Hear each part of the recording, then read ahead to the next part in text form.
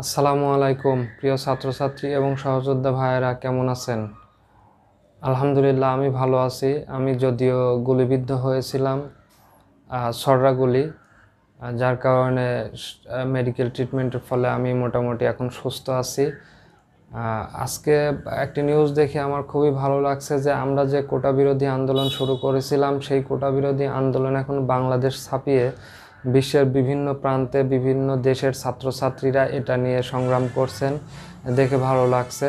পাকিস্তানের অবস্থা মোটামুটি আপনারা সবাই জানেন। সবচেয়ে খুশির খবর হলো আমাদের প্রতিবেশী যে দেশ ভারত, সেই ভারতে বিভিন্ন রাজ্যে কোটা বিরোধী আন্দোলন এখন তুঙ্গে, এবং এই কোটা বিরোধী আন্দোলনের কারণে তাদের বিভিন্ন রাজ্যের ইন্টারনেট পর্যন্ত বন্ধ করে দিতে বাধ্য হয়েছেন রাজ্য সরকারগুলো। আমাদের দৈনিক ইনকিলাব একটি রিপোর্ট করেছেন, আমি সেই রিপোর্ট থেকে আপনাদের একটু পড়ে শোনাচ্ছি। এবার কোটা নিয়ে আন্দোলনে উত্তাল ভারত, একাধিক শহরে বন্ধ ইন্টারনেট। কোটা নিয়ে সুপ্রিম কোর্টের রায়ের বিরোধিতায় বুধবার ভারত বন্ধের ডাক দিয়েছিল National Confederation of Dalit and Adivasi সংস্থা। 14 ঘন্টার এই ভারত বন্ধের ব্যাপক প্রভাব পড়ল বিহারে। প্রতিবেশী রাজ্যের দারভাঙ্গা ও আরাতে ট্রেন আটকে দিলেন আন্দোলনকারীরা। জাহানাবাদ, সহরসা ও পূর্ণিয়া জেলা একাধিক জাতীয় সড়ক বন্ধ করে দেওয়া হয়েছে। বিহার, রাজস্থান,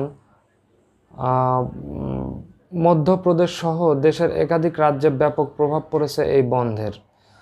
প্রিয় ছাত্রছাত্রী ভাই ও বোনেরা, আপনাদের যে পাওয়ার, যে ক্ষমতা স্বৈরাচার হাসিনাকে দেখিয়েছেন এবং তিনি পালিয়ে জানে বেঁচেছেন, ঠিক একই অবস্থা সামনের দিনগুলোতে ভারতে হতে যাচ্ছে। ভারত এতদিন আমাদের সাথে যে বৈষম্যমূলক আচরণ করেছে, তার জবাব ভারতের ছাত্রছাত্রীরা ইনশাল্লাহ দিবে।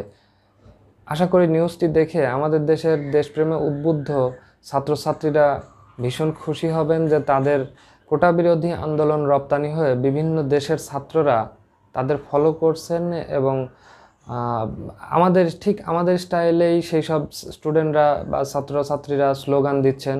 যেমন আমাদের স্বৈরাচার খনি হাসিনা বলেছিলেন যে কোটা যদি মুক্তিযোদ্ধার নাতি নাতনিরা না পায়, তাহলে কি রাজাকারের নাতি নাতনিরা পাবে? ঠিক তেমনি আমাদের স্লোগান হয়েছিল আমি কে তুমি কে, রাজাকার রাজাকার। আর গত কালকে অথবা ঠিক পরশুদিন পাকিস্তানের একটি স্লোগান দেখে আমি খুবই খুশি হয়েছি। স্লোগানটি ছিল এরকম: পাকিস্তানের একজন ঊর্ধ্বতন সামরিক কর্মকর্তা যিনি বলছেন যে পাকিস্তানের শরিয়া আইন বা পাকিস্তানের নিয়মকানুন যাদের ভালো লাগে না, তাদের পাকিস্তানে থাকার অধিকার নেই। তার পর মুহূর্তেই পাকিস্তানের ছাত্রছাত্রীরা স্লোগান দিচ্ছেন তুমি কে আমি কে, বাংলাদেশ বাংলাদেশ।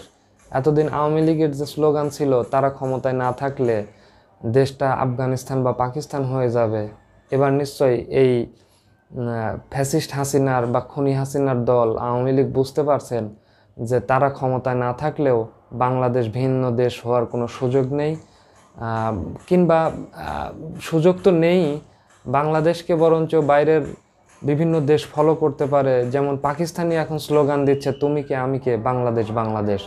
সবাই ভালো থাকবেন, ধন্যবাদ সবাইকে।